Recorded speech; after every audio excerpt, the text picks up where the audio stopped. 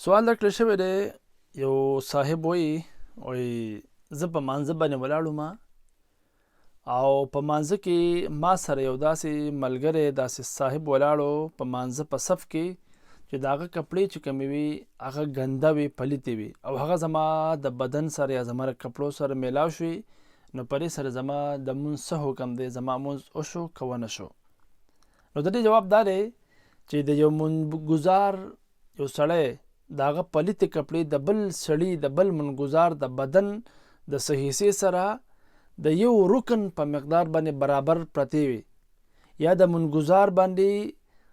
د پلیتې کپړې داسې اویزان وي چې د دغه منځګزار په حرکت سره دغه کپړو هم حرکت کوو، نو په دې سره د هغه مونځ چې کوم دی هغه فاسد شو او مات شو. خو که چېرې د منځګزار پلیتې کپړې د بل منځګزار د بدن د څه حصې سره د یو رکن په اندازه باندې برابر نه وي،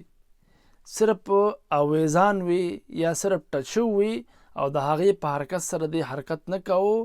نو په دې سره د هغه په کپړو د هغه په مانځه چې کوم دی هغه څه اثر نه پرې باسي، د هغه مونځ په دې سره نه ماتیږي.